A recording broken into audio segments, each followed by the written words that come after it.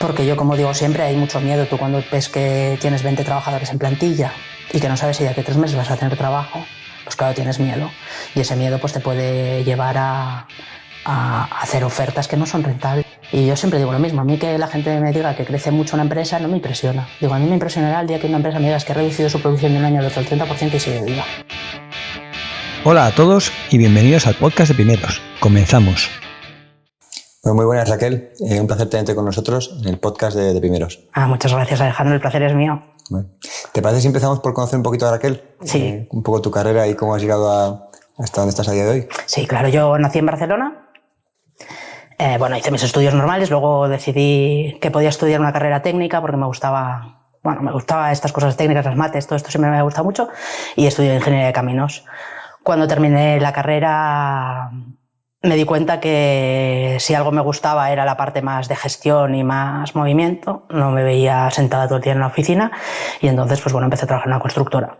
Una constructora de ámbito nacional, donde empiezas con el típico recorrido que empiezas de jefe de producción y tienes un futuro, en teoría, de cargos diferentes, depende cómo se te dé. Encima yo empecé a trabajar en el año 2000, con lo cual estamos en un momento muy expansivo para la construcción. Te voy a preguntar porque sí, está bien, bueno. Sí, y entonces en ese momento era como muy fácil verte una carrera profesional en el mundo de la construcción con cierta proyección, tanto a nivel profesional pues como salarial. A partir de ahí estuve 20 años trabajando en una empresa de estas de ámbito nacional, una mediana constructora que factura, 500, 600 millones de euros al año. Y empecé trabajando en Barcelona, pero mi vida personal me llevó a ir a Aragón a vivir y ahí la empresa decidió que podía coger la responsabilidad. Tuve la responsabilidad de la delegación de Aragón en una empresa con todo lo que ello supone. Vino la crisis con lo que ello supone. Cuéntanos qué responsabilidad tenías cuando eras... Cuando tú estás de delegado en una gran empresa constructora es como gestionar tu propia empresa, pero con el soporte de una empresa grande detrás. Se supone que tú eres responsable, pues tienes que ser responsable de contratar obras, tienes que controlar tu equipo, si tienes que contratar a gente a hacer, y luego ser responsable de todo lo que produces, en ese caso hacer tus obras. ¿Qué tamaño tenía la delegación de...? Pues depende, claro. Hubo años en que hacíamos obritas pequeñas, pero hubo años que teníamos obras de 40 millones de euros. No. Pues cuando te toca un tramo de autovía o te adjudican un tramo de autovía en tu delegación, porque eso muchas veces ya es cuestión de nacional, las grandes obras del ministerio, pues en ese momento, claro, la producción cambia totalmente, el equipo cambia totalmente, pero ahí sí que sientes que estás en una gran empresa, porque cuando en una obra tan grande, pues hay un apoyo grande. ¿Qué edad tenías tú? Yo empecé a trabajar con 25 años cuando terminé la carrera y a los 30 años empecé al frente de la delegación con un hijo recién nacido, la Expo de Zaragoza en el 2008, lo que supone una Expo, que cualquiera que haya trabajado en construcción tiene que saber lo que es una Expo, una Olimpiada, algo con un plazo de ese volumen, porque eso es un antes y un después en tu forma de gestionar las cosas. Éramos todos muy jóvenes, era un boom, era cuando no había de nada, pero sí que es cierto que cuando eres joven tienes un empuje diferente y con un poco de conocimiento y empuje, pues al final las cosas van tirando para adelante. Estar en una gran constructora, cuando eres tú responsable de una delegación, tiene sus cosas buenas y sus cosas malas. Las cosas buenas al final es que tienes cierta independencia, puedes hacer tus cosas. Las cosas malas, pues que a veces tienes que ceñirte a criterios empresariales que te sienten más o menos cómodo. Y eso fue lo que me pasó tras 20 años. Tras 20 años en una empresa que sentía como mi familia y mi casa, me di cuenta que había cosas que empezaban a no encajar en mi esencia de valores principalmente. Y eso me generaba gran incomodidad. ¿Porque tú habías cambiado o porque la empresa había cambiado? Bueno, porque todos cambiamos, ¿no? Yo probablemente iba cambiando y se dieron ciertas circunstancias en la empresa que me hicieron ver una parte de la empresa que a mí no me encajó. Entonces, pues tenía la opción de seguir trabajando allí, que es lo que creo que hace mucha gente, tengo un buen sueldo, tengo un buen trabajo, llevo 20 años trabajando en la empresa, ¿cómo voy a ir y perder la indemnización? O decir, oye, me quedan muchos años de trabajar todavía, tenía 45 años y yo quiero hacer algo que me levante por las mañanas contenta. ¿Puedes poner algún ejemplo de aquellos...? A mí lo que me pasaba, yo me daba cuenta que yo iba a trabajar y no iba contenta a trabajar. Sí. Porque había cosas que me incomodaban, había cosas de cómo tratábamos al equipo o decisiones empresariales con socios de UTE que yo no estaba de acuerdo. Y esas cosas a mí no me gustaban. Entonces dije, oye, pues yo para estar aquí a disgusto me voy. Y en ese momento decidí, bueno, pues me voy y ya está. La gente no se lo creía, pero ¿cómo te vas a ir? No, pues sí, me voy. Me fui y, bueno, empecé a trabajar en una empresa pequeña, siendo consciente que trabajar en una empresa pequeña iba a ser como una locura. ¿Qué tamaño tenía? Claro, pues una empresa que facturaba unos 2,5 millones al año y tendría, pues en ese momento, 13 o 14 trabajadores. Y un dueño, un señor que tenía, pues que empezó haciendo excavaciones y fue a más. Sí. Pero lo cierto es que yo me senté en esa mesa y esa empresa era un poco desastre, por decirlo suave, y vi que trabajar ahí con esas condiciones que se habían trabajado tampoco era para mí. Sí. Pero a veces las circunstancias de la vida te llevan a un punto y en ese punto fue que al año de tomar la decisión yo de ir a trabajar a esa empresa, pues vino la posibilidad de que yo me quedara con esa empresa. ¿Cómo fue ese proceso? Porque me parece muy interesante, ¿no? Bueno, era porque una empresa que estaba en un proceso de no voy a decir quiebra, pero de grandes tensiones económicas. Entonces hay ciertos acreedores que deciden apostar más por mí que por el que era el antiguo dueño, porque al final el antiguo dueño no les pagaba y los acreedores veían que la forma desde que yo había llegado había cambiado. Entonces ahí fue una negociación tensa y dura, porque no vamos a decir que eso es fácil, y los acreedores decidieron apostar por mí y yo me puse al frente de esa empresa. Porque tú eres como la mano derecha de ese hombre en aquel momento. Bueno, claro, yo cuando entré en esa empresa a mí me contrataron para poner un poco de orden, ¿no? Era una empresa desordenada, que no pagaba bien, que probablemente había agujero económico, yo no lo sabía así, pero que había que coger y ordenar una empresa con unos procedimientos para que todo fuera como más sencillo. Yo llevaba años gestionando obras, llevaba años gestionando una delegación, y aunque no es gestionar una empresa, sí que es cierto que cuando tú estás en una UTE, ahí ya tienes tus propios productos financieros, es decir, aprendes de muchas cosas si tú estás dispuesto, cuando estás en una empresa grande, a aprender, ¿no? Porque en las empresas grandes tienes la suerte que alguien lo puede hacer por ti, pero también tienes la suerte que si estás dispuesto puedes aprender de ello. Entonces, yo venía ya con una experiencia de gestión muy amplia y para mí no fue difícil poner en orden una empresa de construcción, que es lo que había llevado haciendo 20 años. Era natural. Claro, era natural. Y sí que es cierto que en ese año hicimos la empresa muy pequeña, fue un año que facturamos, además fue el año 2020, el año del COVID, con lo cual lo que yo decidí claramente es vamos a hacer la empresa pequeña para crecer ordenadamente. ¿La empresa te la quedaste tú en este proceso? O sea, ¿usted te la vendió o te quedaste con las deudas? Sí, exactamente. Más bien lo segundo, ¿no? Sí, me quedé con las deudas. Bien. Me quedé con las deudas. Unas deudas, pues bueno, pues que hay que ir levantando a día de hoy, y que el poco beneficio que da la empresa pues se va toda para pagar deudas. Esa es la realidad. ¿Y en ese momento te quedaste con una empresa de 13 trabajadores? Sí, bueno, menos, porque durante ese primer año hice la empresa más pequeña. Decidí que era el momento de reducir para poder ordenar, porque al final cuanto más pequeño es mucho más fácil empezar desde cero ordenado y con procedimientos. Entonces nosotros nos quedamos al final 7 o 8 personas. A partir de esas 7 o 8 personas ya empezamos a crecer ordenadamente y como yo quería, estableciendo unos procesos claros, tanto en lo que es la gente de obra como en la oficina, con gente más de mi confianza. Al final vino un encargado general, que ahora es mi socio, que es el que en las obras hace que yo esté tranquila todo lo que va pasando en las obras, y luego pues apoyándome en técnicos que a lo mejor ya conocía y vinieron a trabajar conmigo para que... Bueno, pues porque es mucho más fácil, ¿no? Al final cuando tú tienes confianza plena en la gente, poder crecer y ordenar la cabeza, pues es mucho más fácil.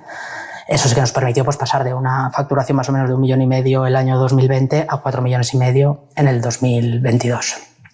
¿Retos con el equipo al tomar tú las riendas? ¿Alguno? Bueno, no, para mí eso es como bastante sencillo. O sea, para mí lo del equipo lo más difícil es encontrar a día de hoy mano de obra cualificada. Sí que es cierto que nosotros tenemos mucha mano de obra directa, o sea, gente que hace las obras, que pica o como le quieras llamar, y ese tipo de gente... a día de hoy, a pesar de que es una gran falta en general en todo el país, yo estoy muy contenta con la gente que tengo y te diría que es lo que menos me cuesta encontrar. Para mí es mucho más difícil encontrar personal técnico que de obra, porque el personal de obra es como menos influenciable. En teoría, o sea, explicándome, a ellos les da igual estar haciendo una obra de 50 millones que una de 100.000. Si ellos están contentos, ellos están en un ambiente de trabajo contento, se les trata bien, se les reconoce el trabajo, se les paga un sueldo y les permite cierta flexibilidad en su vida para que sean personas como somos nosotros, ellos lo agradecen muy rápido. Mientras que muchas veces el personal técnico tiene unos prejuicios montados de empresa pequeña, que con el montón de trabajo que hay ahora, pues si tú le dices puedes ir a Mascún a trabajar con Raquel o puedes ir a Dragados, pues es que es muy difícil que elijan venir a Mascún, la empresa de Raquel, a pesar que yo pueda pensar que van a estar mucho mejor. ¿Puedes competir en sueldos? Debo competir en sueldos. No tienes otra. Claro, debo competir en sueldos, pero el problema no es el sueldo, el problema es la decisión de la persona en su carrera profesional, porque siempre creen que van a tener una carrera profesional mejor en ese sitio. Y ahí sí que creo yo que es verdad que si eres joven, a trabajar en un tipo de empresas de esas te puede aportar mucha riqueza. Pero también soy consciente que llega un momento en la vida que puedes estar mucho mejor en una empresa como la mía, porque es una empresa mucho más estable, mucho más... También es verdad que yo tengo una empresa en una ciudad muy pequeña como es Huesca. Entonces en Huesca hay poca gente. Si hay poca gente, es más difícil encontrar gente. Pero bueno, esa es un poco la historia. ¿Aprendizajes de estos que son ya 4 años? 4 años. Bueno, aprendizaje es... Yo leí un día que cuando te quedas con una empresa, ¿no? Si te crees que ahora es mal momento, seguro que llegará uno peor. Y esa experiencia, pues, te puedo decir que sí, que es cierto, que cuando pienso esto no puede ser peor, siempre hay una vez que ya peor, pero también es cierto que con ganas, con trabajo y con la mente un poco organizada, normalmente, bueno, yo hasta ahora he salido de los momentos problemáticos. Yo recuerdo siempre, y lo cuento y se lo digo a María, es la administrativa de la empresa, mi mano derecha en el tema de administración, que un día se me sentó en la mesa delante, así como estamos tú y yo, y me dijo: Raquel, hasta aquí hemos llegado. Y era porque había llegado una sanción, un recargo de prestaciones de la Seguridad Social de un accidente que había habido antes de que yo me quedara en la empresa. Ostras. Y había que pagar 150.000 euros a los 20 días. Y yo pensé, esto ya... Bueno, pues se solucionó, ¿no? Al final, si tú eres medianamente solvente, tienes capacidad de gestión, tienes buena relación con tus bancos, con tus proveedores, incluso con tus clientes, pues las cosas tienden a solucionarse. No hay nada que no se pueda solucionar. Ahí el banco te echa un cable. Sí. Está bien también decirlo, que solemos tender a poner el banco de vuelta y media. Yo tengo que decir... Y además el otro día hablando con un chico que estábamos hablando de estos años que llevaba yo en la empresa, que para mí el mayor logro empresarial, independientemente de poderla haber hecho crecer, de una empresa que da pérdidas, conseguir que dé beneficios, aunque no sean grandes beneficios, ha sido conseguir financiación siempre que he necesitado sin tener que poner avales personales. Sí. Para mí eso es el gran logro, y si me dices cómo lo he hecho, no te sé decir cómo lo he hecho. Pero para mí es un gran logro profesional ser capaz de conseguir financiación sin tener que poner en riesgo lo que llevo, bueno, pues mi casa, que al final es lo único que tengo, ¿no? Y supongo que eso sí que lo ganas con credibilidad a la hora de trabajar, ¿no? Porque si no, no lo sé, los bancos no te dejan dinero por guapo ni por feo, o sea, te dejan dinero porque creen que lo vas a devolver, y en ese aspecto sí que puedo decir que yo creo que es un gran logro, o sea, haber conseguido que una empresa triplicara la facturación de 1,5 millones a 4,5 millones, conseguir ese impulso financiero y conseguirlo sin tener que poner ningún tipo de aval personal. Para mí ha sido el gran logro, o sea, sí con perspectiva, porque lo demás quizás también lo tenía más integrado. O sea, yo hacer obras ya sé hacer obras, ¿no? Entonces igual no lo valoro tanto. Pero esa parte que creo que además es el gran dolor muchas veces de muchas de las empresas. Sí. Pues sí, lo he hecho. Si me dice Raquel, ¿cómo lo has hecho? No sabría ahora hacerte, pero es una cosa que sí que tengo en la cabeza que creo que debo reflexionar, sí. Porque creo que es quiero decir que es un gran hito y que muchas veces no somos conscientes hasta que un día nos paramos a pensar y decimos, oh, ¿y esto cómo lo he hecho? ¿No? Yo creo que el perfil de persona que viene del mundo de la gran empresa, al gestionar una empresa pequeña, sí que puede construir una credibilidad con las entidades financieras que, bueno, pues que a lo mejor no es tan obvio para otro tipo de gestor, ¿no? Sí, fácilmente. Sí. Enhorabuena por este mérito. También conozco sí. Un poco la situación. Sí. Hablemos de un par de cosas que yo te leo lo que comentas sobre todo en LinkedIn. ¿Qué quejas tienes tú acerca de tanto de la administración como de la competencia? Bueno, yo lo que creo es que yo tengo una empresa constructora tradicional, trabajo principalmente para la administración pública, es decir, hago obra pública, aunque eso no quiere decir que sea mi único cliente, porque hay grandes empresas que también hacen sus naves, sus urbanizaciones y sus cosas.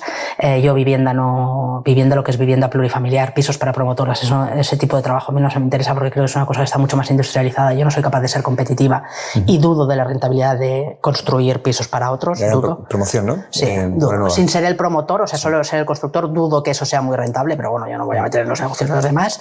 Entonces, si tú trabajas en un sector que es un sector muy maduro, porque es un sector que yo creo que era muy profesional, pero que es muy maduro, con una serie de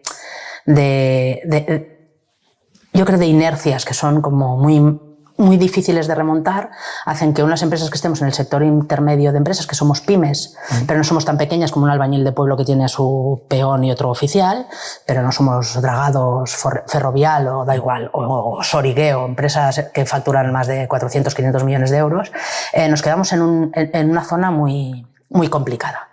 ¿Qué es esa zona tan complicada? Esa zona tan complicada es que nosotros tenemos unos costes indirectos, porque al final en mi empresa estoy yo, que soy una ingeniera de caminos, que cobro un sueldo que debo cobrar, porque si no, no tiene sentido. Tengo una topógrafa en plantilla, está un administrativo, un técnico de prevención, que también llega a las ISOs, lleva... Todas estas cosas cuestan mucho dinero, que son muy difíciles de repercutir directamente a un volumen, o no tan pequeño. Pero ¿qué pasa? Que las grandes constructoras trabajan a volumen, yo lo tengo claro. Ellos tienen cada delegación, cada obra es un ente independiente que funciona como una empresa con unos servicios generales. Si ellos se autofinancian en la obra y luego de ese 8% que suelen cargar las empresas de estructura, le dan el 8, el 7 o el 4, ya están sacando un dinero para la empresa en general. Entonces, cuanto más puntitos de estos tengan, ellos más dinero van a, sin un gran incremento de estructura. Con lo cual, al ir a volumen, ellos pueden permitirse estudiar una obra y decir, y me juego la estructura. Sí. Pero yo no puedo decir, y me juego la estructura, porque entonces, ¿de qué como? Está claro. ¿No? Entonces, nos hace que nos volvamos en un punto intermedio en que, de la forma en la que se ha ofertado las obras públicas toda la vida, que ha sido a pérdidas, aunque la gente no se lo crea, pero porque eso lo permitía. Porque yo también digo, yo antes estudiaba una obra, que es lo que hacemos cuando hacemos un presupuesto, y a mí mis proveedores me pasaban una oferta. Por ejemplo, el hormigón. Y a mí me pasaban, no, el hormigón, voy a decir un precio para hacerlo redondo, no, de 25 a 100 euros. Sí. Y a mí me pasaba la oferta a 100, pero yo hacía la obra y lo compraba a 92, 91, 93. Pero ahora a mí me pasan la oferta a 100 euros y tengo suerte si cuando hago la obra lo pago a 100. Y no lo estoy pagando a 102 o 103. Entonces, eso, claro, eso ha agotado un modelo que teníamos que no funciona. Las grandes empresas pueden seguir funcionando así por lo que te he contado. Las pequeñas, tienen un coste estructural muy pequeño porque son ellos con 3 o 4 más el gestor más no sé qué, pueden competir porque tienen un coeficiente de paso, como le quieras llamar, lo que los indirectos le supone a ellos, mucho más pequeños. No tienen casi estructura. Claro, y nosotros nos quedamos ahí en medio en una situación que se vuelve insostenible. Ya. Entonces, quejas, pues creo que cuando estás en esta situación tienes dos opciones, o ser consciente de lo que estás haciendo y decir yo no puedo trabajar estos precios, o por miedo a no querer parar, seguir entrando en la rueda de lo de siempre. Bien. Porque yo, como digo siempre, hay mucho miedo. Tú cuando ves que tienes 20 trabajadores en plantilla y que no sabes si de aquí a 3 meses vas a tener trabajo, pues claro, tienes miedo. Y ese miedo pues te puede llevar a hacer ofertas que no son rentables, pero que te da la seguridad de que la rueda va a seguir. La nómina la pagas. Claro, pero eso al final puede ser un error grande. Sí. Que no te estás dando cuenta. Y yo siempre digo lo mismo. A mí que la gente me diga que crece mucho una empresa no me impresiona. Digo, a mí me impresionará el día que una empresa me diga que ha reducido su producción de un año al otro al 30% y sigue viva. Eso es que es una empresa está bien gestionada y que tiene pulmón financiero. Una empresa que va creciendo constantemente, no digo que sea fácil ni mucho menos, pero sí que puede ser más engañoso que cuando una empresa reduce o se estabiliza. Es cierto que estabilizarse, todos sabemos que estabilizarse es morir, pero hay veces que hay años que por lo que sea te estabilizas o bajas la producción, porque en la vida no es una línea recta. Entonces, si realmente yo creo que eres capaz de reducir la producción y seguir funcionando como funcionabas hasta ahora, es que tienes una empresa sólida. Porque a veces sí que puede ser que creemos que no, es que va muy bien porque mira cómo crece. Ya, bueno, pero eso no significa que vaya muy bien. No, hay que crecer de forma sana, ¿no? Exactamente. Yo sí creo, un poco ligando con tu comentario, que al crecer consigues difuminar los indirectos de manera que te vuelves pues más competitivo y puedes pelear contra el que es más pequeñito, que no puede hacer eso, ¿no? El reto es hacerlo de manera sana. Sí. Y por el camino no tener que meterte en proyectos peligrosos para lograr ese tamaño, ¿no? Sí, sí. ¿Te planteas crecer estos años o...? Bueno, yo siempre he dicho que mi objetivo es aumentar la rentabilidad, ¿no? Sé que es difícil, pero sí que creo que hemos de ser capaces de encontrar ese nicho de mercado o ese valor añadido que nosotros aportamos para ser capaces de aumentar la rentabilidad de nuestras empresas y a partir de ahí crecer mucho más sólidamente, porque los porcentajes estamos hablando de pymes tradicionales o industria de la construcción, estamos hablando de rentabilidades del 2, el 3%.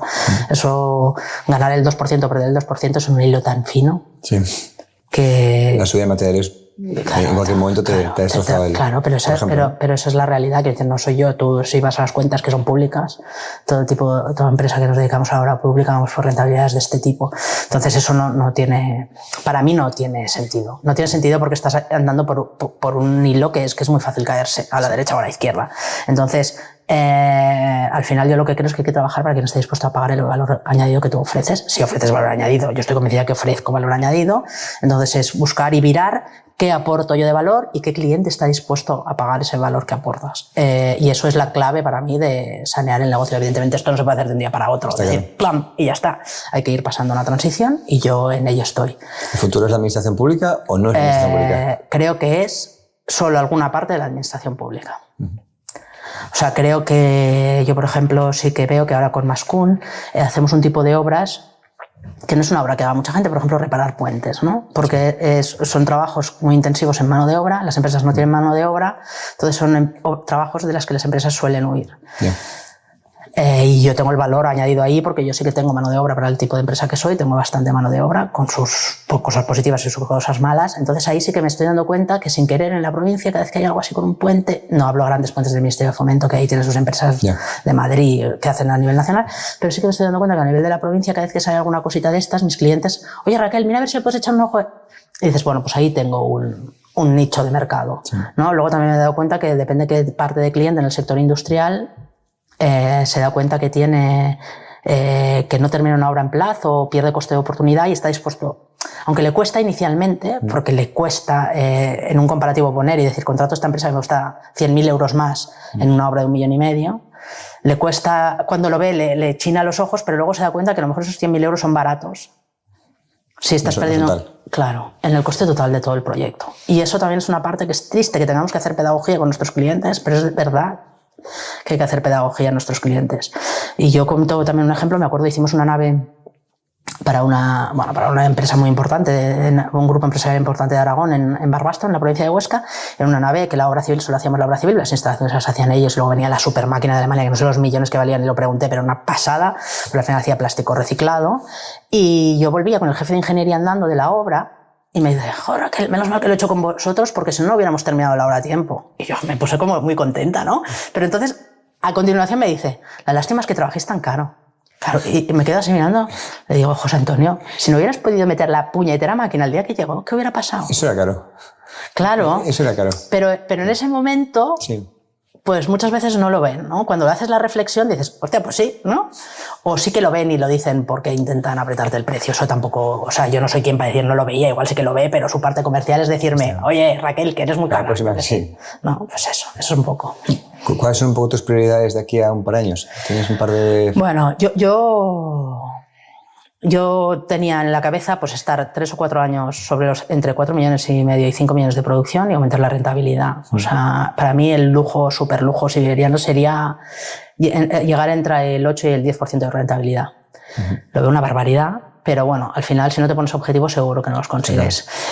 Sí que me gustaría en esos 2 años, una vez aumentada la rentabilidad, pues si no se llega al 10 en el que esté, el momento de dar el salto a los 8 millones. Pero yo sí que, por el tipo de negocio y por el tipo de mano de obra, que yo tengo mucha mano de obra propia, tampoco creo que pueda crecer muy rápido, porque al final sería meterme en unos gastos muy grandes que tengo que consolidar y saber que voy a poder asumir. Entonces, para mí no es una prioridad lo que te digo, crecer muchísimo, sino encontrar el valor añadido que hago, que mis clientes sepan reconocerlo y a partir de ahí, bueno, pues crecer tranquilamente y ordenadamente, ¿no? Bueno, al final, ¿qué más da? Yo quiero ganar 300.000 euros, que más da ganarlos haciendo 1 millón que 27. Si no, mejor si es uno. Exactamente. Mejor si haces uno. Pues ese es un poco el objetivo que yo tengo marcado. Bueno. Pensando en estos 4 años, ¿qué habrías hecho diferente si volvieses a arrancar? Diferente. Hay procesos que me hubiera implicado más, sobre todo, bueno, es complicado de explicar, pero cuando yo pasé de ser trabajadora a hacerme responsable de la empresa, hubo por ahí unas negociaciones con los acreedores en los que yo no quise participar, quizás por miedo. Y he estado pagando las consecuencias. ¿Has pagado ya o todavía te queda? Bueno, sí, o sea, estoy pagando consecuencias. No, pagar deudas me quedan muchos años. Sí. Pero estoy pagando consecuencias de no querer implicarme en ciertos procesos por miedo, ¿no?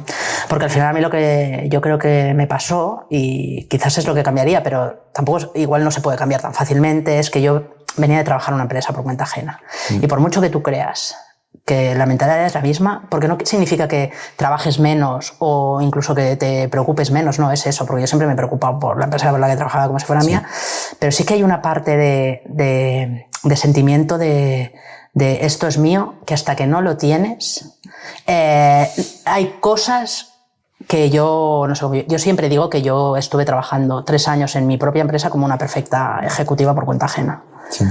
Y eso está bien en el momento que yo estaba, porque era imprescindible poner orden, hacer procesos, tener la mente fría y trabajar como una ejecutiva por cuenta ajena. Pero llega un momento en que en tu propia empresa no puedes trabajar como una perfecta ejecutiva. Eres un empresario. Si necesitas un ejecutivo, contrátalo. Y yo eso me di cuenta a los 3 años y algo, que ha sido cuando hice un poco el clic, que dije, ¿qué sentido tiene esto? Me empecé a mirar, digo, esto sí salen los números, sí estamos pagando las deudas, pero no es una empresa rentable. Al final estás trabajando por un sueldo en tu propia empresa. ¿Qué sentido tiene con el riesgo que estás asumiendo?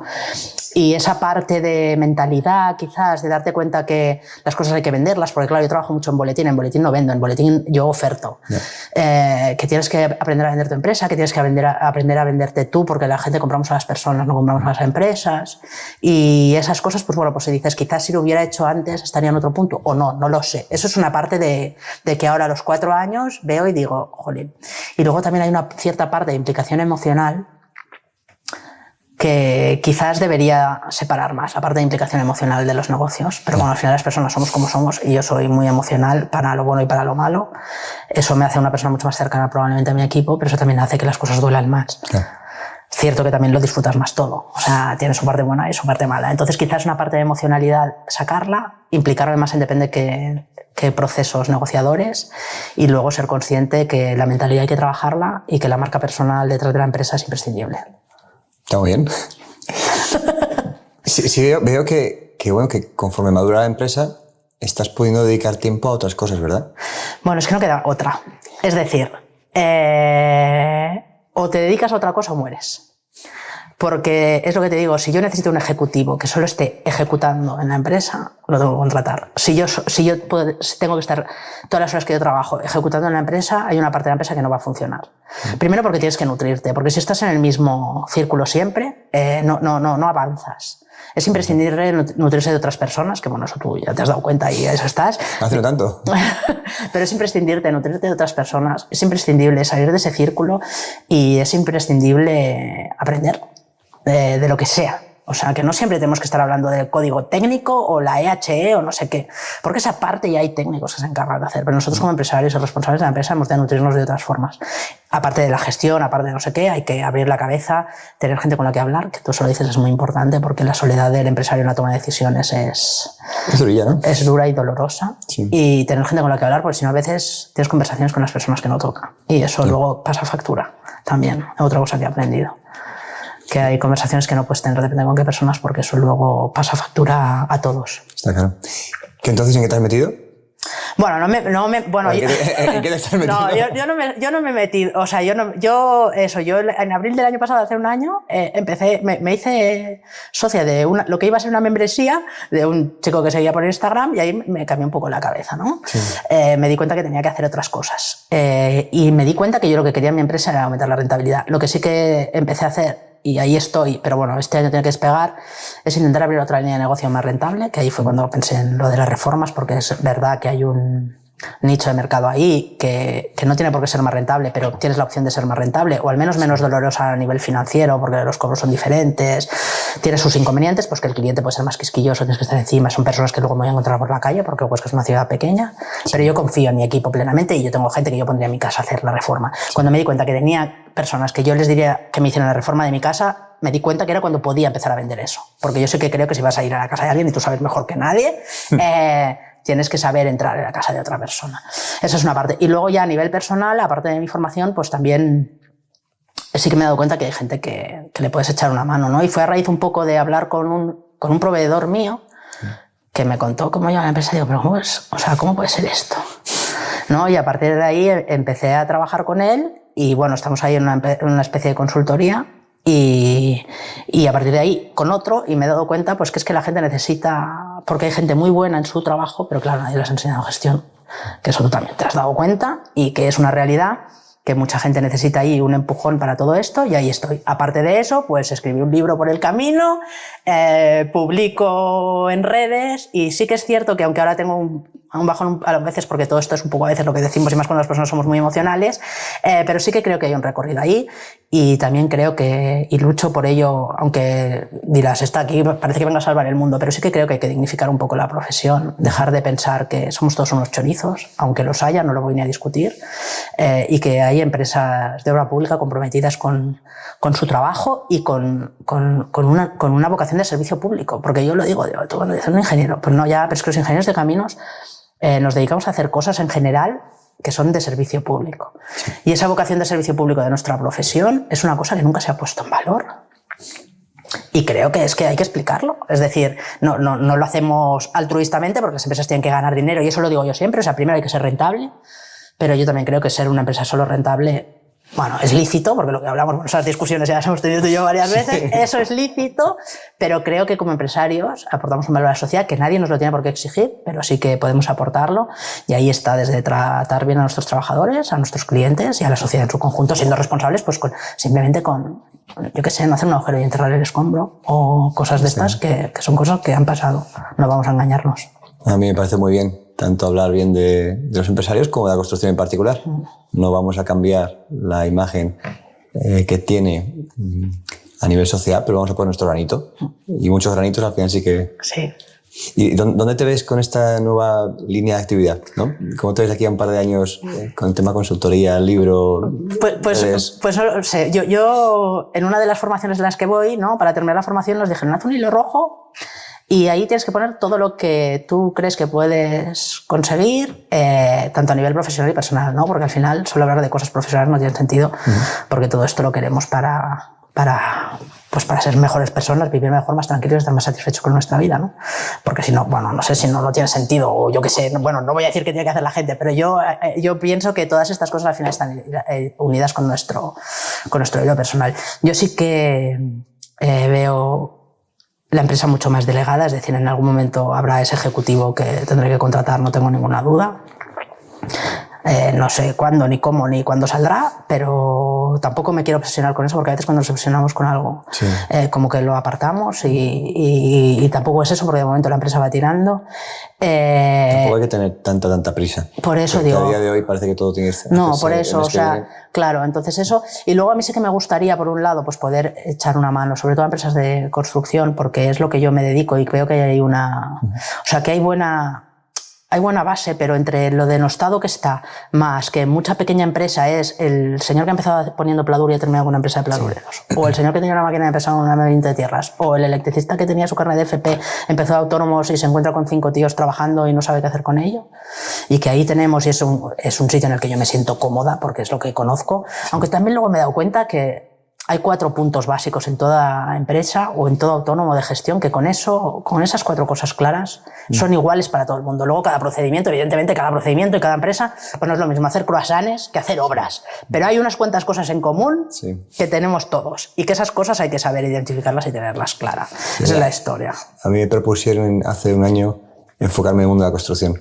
¿Qué pasa? Que yo no vengo de ahí. Ya. Entonces, para mí pues, tenía más sentido el generalista. Porque justo lo que acabas de decir es lo que yo creo. Creo que hay temas de equipo, hay temas de procesos, hay temas estratégicos que son muy comunes. Luego, a la hora de implementarlo, pues hay que particularizar, ¿no? No, yo estoy convencida. O sea, yo estoy convencida que hay 4 cosas básicas que son muy comunes para todas las empresas y que luego tienes que saber particularizar. Pero ahí ya está la consultoría 1 a 1 o lo que sea que te puede dar el valor añadido para tu empresa si tú no eres capaz de ver esa parte. Pero con unas líneas generales, si tú conoces tu empresa, puedes ser capaz de sacar buenos procedimientos y que si no eres capaz de hacerlo, siempre hay alguien que te puede ayudar en ese 1 a 1. Que no, a lo mejor, pues que no, en muchas veces lo que hablamos y tú dices muchas veces, ¿no? Hablar con gente y tener inquietudes, que tenemos inquietudes, incluso de sectores diferentes, nos puede dar soluciones, porque cuando estamos muy con las orejeras de burro nos perdemos un montón de oportunidades, eso es cierto, ¿eh? O sea, pues decir yo que voy a aprender de un panadero, pues yo que sé, igual sí que tienes algo que aprender, ¿sabes? Escucha primero, luego... Sí, no, pero es eso, o sea, igual sí que tienes algo que aprender que no te esperas, sí. Yo me quedo con que de aquí a 5 o 7 años dedicarás cada vez más tiempo a temas formativos, de desarrollo Sí, porque además me hago mayor, Alejandro. Creo que todos. Ya, pero yo me acuerdo cuando yo estaba de jefe de obra y tenía 30 años, decía yo con 50 no me veo haciendo esto. Y no hago lo mismo porque no hago lo mismo, pero sigo demasiado en el barro. Y eso es un sector duro. Y es agotador. Sí. Es agotador. Entonces sí que veo que esa parte me gusta, la disfruto, pero no quiero tampoco tener 60 años y estar pensando que iba a decir coño a Joaquín, ¿sabes? O sea, no quiero encontrarme en ese punto. Entonces sí que es verdad y además lo pienso, aparte de que tener todos los huevos en la misma cesta, una vez nos convertimos en empresarios es muy arriesgado. Hemos de diversificar nuestros negocios, hemos de diversificar nuestros ingresos y yo no tengo tanto dinero todavía como para vivir de mis pasivos o como lo que está de moda ahora, ¿no? O sea, de todos tus pisos, ¿no? Todavía no. Tampoco. Entonces, pues bueno, hay que diversificar las fuentes de ingresos. Una vez tengamos diversificadas las fuentes de ingresos, pues puedes hacer lo que más te plazca o lo que menos te canse o lo que te permita llevar la vida que quieras, sea irte. Yo siempre digo, yo tengo un sueño ahí atascado desde que era muy joven y que digo, yo lo voy a hacer. Y es irme a Escocia una temporada, ¿no? Digo, igual luego me decepciona a saco, porque mira que Escocia está aquí al lado, que podía haber ido en cualquier momento de mi vida, pero no lo he hecho. Entonces yo siempre digo, voy a ir a aprender inglés de una puñetera vez. Bien, bueno, en Escocia pues el acento ya cuidado. Pero, y voy a estar ahí una temporada y voy a darme una vuelta por las Highlands y me subo a ver auroras boreales, que es otro de mis grandes cosas que quiero hacer en mi vida. Te veo un par de meses en Escocia y al final de 2 meses a lo mejor les entiendes algo. Lo siento. Bueno, pero que da igual, pero son ilusiones. Son muy de estas. majos, ¿eh? Sí. Sí. Son historias de estas que, bueno, pues se me quedó pendiente cuando estaba estudiando en la carrera, que mi profe de inglés iba a la academia, mi profe de inglés era de Edimburgo, y me dijo, ¿por qué no vas a casa de mis padres? Y no sé, supongo que me entró miedo, yo qué sé, y dije, no voy. Y se me ha quedado esa espinita, pues imagínate, desde que tenía 23 años, tengo 49, o sea, mira si hace años que tengo esa espinita y que la podía haber resuelto porque está aquí al lado. Sí. Pero no lo he hecho. Digo, pues algún día lo haré. Muy bien. Pues llegamos a la parte final de la entrevista, que no sé si sabéis que Quonto es patrocinador de Pimeros y tenemos 3 preguntas conectadas con este patrocinio. La primera de ellas es si nos puedes compartir algún empresario en el que te inspires. Bueno, yo te diría que hay 2 empresarios de la provincia de Huesca a los que les tengo bastante admiración o mucha admiración. Uno de ellos, cogí el teléfono y quedé con él. ¿Sí? Me eché un café y me enseñó su empresa, que es Víctor Alfaro, de Podoactiva. No sé si conoces Podoactiva. No. Podoactiva yo digo que es el Zara de la podología, ¿no? Sí. Tiene clínicas de podología por todo el mundo ya. Es el podólogo de la selección española de fútbol, del Comité Olímpico Español, Cristiano Ronaldo, Real Madrid. Sí. O sea, y es un... iba a decir señor, chico, no sé, es de mi edad. Que salió de Huesca, que empezó trabajando de podólogo en los pueblos de alrededor de Huesca y ha hecho un imperio de la podología, pero porque puntero a nivel técnico, o sea, es alucinante. Es muy tan guay, ¿no? Y tiene una visión de negocio acojonante. Yeah. Acojonante. Y cuando conoces a ese tipo de gente es cuando dices, yo quiero estar ahí. Bueno. Sí, pero además me he dado cuenta que hay mucho empresario que desconocemos y que tiene muchísimo que aportar, porque otro día estaba con otra empresa de Huesca, Gaipu, y luego, bueno, tiene otra empresa que no sé cómo se llama, pero que hace carretillas todoterreno para grandes cargas. O sea, contenedores de barcos, ejércitos. Sí. Y solo hay 2 empresas en el mundo que hagan esta. Una está en Estados Unidos y la otra está en Huesca. Pero ellos salieron de un taller de doblar chapa metálica. Entonces la visión de negocio de cómo un herrero de pueblo, que era su suegro, sí. Ha sido capaz de coger una parte de un negocio que estaba en Huesca pero que no funcionaba, que una empresa le suministre material a otra, cómo puedes crecer, cómo puedes ver que él no dejó de trabajar para el automóvil y la construcción, se enfocó en otra cosa, que bien hablo de mí, ¿no? Yo que dejo de trabajar en la construcción, pero tener estas conversaciones con empresarios que empezaron de poco y tienen empresotes increíbles, súper gratificantes. Y sin dar mucha nota. Sí, porque... no, porque... Claro. Sí. Y luego hay otra persona que tengo ganas de conocer y conoceré porque es del sector y me lo puede presentar cualquiera, pero aún estoy en ello, que es Fernando Marco, que una empresa de movimiento de tierras de Binéfar, un pueblo de Huesca, se ha convertido en un súper empresa, un grupo empresarial, que trabaja en todo el mundo, pero es que tiene hasta empresas que pintan barcos. O sea, que es que es una cosa tremenda.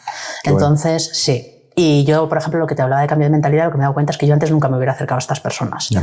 O no me hubiera atrevido, hubiera pensado que tengo que hablar. Y ahora... en el peor de los casos... Me encanta, intento acercarme a ellos y tener una conversación porque es súper gratificante y te abre la cabeza... ¡Pah! Bueno, a saco. Son ejemplos realmente inspiradores. Sí. Estamos muy... Y cercanos, o sea, sí. No es que digas, no, es que yo quiero ser Bill Gates. Ya, sí, bueno, sí. Bill Gates está ahí, ¿no? Pero estos son 3 personas de Huesca a las que tienes acceso y ves como de una empresa pequeña familiar han hecho un empresote de la leche. Qué bueno. Segunda pregunta, ¿por cuánto vendería esta empresa? Pues yo ahora mismo... Esta respuesta no, yo no vendería nunca. No es cierto. Me Me gusta. No es cierto. O sea, esta pregunta ahora mismo te diría que por poco dinero. Porque todavía tiene muchas deudas y he estado en un momento un poco de replanteamiento de las cosas. ¿No? Porque al final también me he dado cuenta que las cosas no son para siempre. O sea, que yo llevo 4 años invirtiendo en esta empresa, la que quiero mucho, quiero a las personas y que no sé qué, no quiere decir que me tenga que quedar siempre con ella. No es que lo esté haciendo. O sea, no es el enfoque de voy a hacer crecer una empresa para venderla, ni mucho menos, pero tampoco tengo por qué estancarme en algo que me puede terminar a hacer daño. Entonces, si yo ahora tuviera que vender la empresa, probablemente la vendería por poco dinero. O sea, no sé, pero no sería un problema el dinero. Por eso es que yo creo que no encontraré a nadie que la quiera comprar. Con esas deudas ahí. Exactamente. Bueno, oye, dar un empujón para... No, sí, yo estoy convencida de que tiene solución, ¿eh? Lo que pasa es que son muchos años de trabajar para que todo el tiempo que trabajas vaya... Claro, pero entonces lo puedes ver de 2 formas. O tengo un pufo de la leche o estoy comprando una empresa con trabajo en lugar de con dinero. Lo que pasa es que lo que hay que valorar es si lo que te dejas por el camino vale la pena o no. Que no sé yo responderlo. Exactamente. Es lo que hay que valorar y depende del día, pues lo puedes ver más o lo puedes ver menos. Sí. Bueno. ¿Algún consejo para aquellos que están empezando su camino empresarial? Yo cuando me preguntan esto, siempre digo lo mismo, pregunta. No te quedes encerrado. Eres muy bueno en un montón de cosas, seguro. Eres súper valiente si te decides empezar tu camino empresarial, pero levanta la mano. O sea, no tengas miedo. Todos hemos pasado por ahí y en general la gente es mucho más generosa de lo que crees. Y levanta la mano, fórmate, invierte dinero en aprender. Y no solo pienses en aprender lo que tú ya sabes. O sea, a veces un empresario pequeño creo que tiende el error en sé mucho de esto y sigo formándome en esto. Y a lo mejor si tienes que ser empresario tienes que abrir la mente y mirar en qué tienes que aprender. Y enriquécete del contacto con las personas. Hay algo que hemos hecho ambos, ¿no? En este último par de años. Sí, porque además es muy enriquecedor conocer a la gente y es guay. Quiero decir, te encuentras a la gente como te la encuentras, aprendes muchas cosas y te enriquece a nivel personal y te hace crecer mucho. Muy bien, Raquel. Pues muchísimas gracias por estar con nosotros hoy. Nada. Quería, antes de cerrar, preguntarte cómo puede la gente encontrarte. Bueno, para encontrar a Raquel Galiano es muy fácil. Pones Raquel Galiano en las redes sociales y me encuentras, ¿vale? Principalmente en Instagram, @Raquel Galiano, y en LinkedIn, Raquel Galiano. Eso es donde me encuentras a mí, donde escribo cosas, donde depende de la temporada estoy más reflexiva, menos reflexiva. Luego, si quieres buscar mi empresa, se llama Mascun Obra Civil, la web es mascun.com y bueno, y ahí encontráis siempre mi teléfono. Si queréis comprar mi libro, pones Raquel Galiano en Amazon y sale, o sea, es muy fácil. Tú pones Raquel Galiano y como no hay muchas, es fácil de localizarme. Sí, y mi teléfono está por ahí sin ningún problema. También está abierto para todo el mundo. ¿Te funciona mejor Instagram o LinkedIn? Me funciona diferente. ¿Diferente? Ya me contarás. Sí, que yo estoy por ahora. Diferente. No tiene nada que ver el perfil de personas en LinkedIn del perfil de personas en Instagram. Bueno, pues ahora me lo cuentas. Sí. Pues muchas gracias por estar con nosotros. De nada, un placer. No me digo.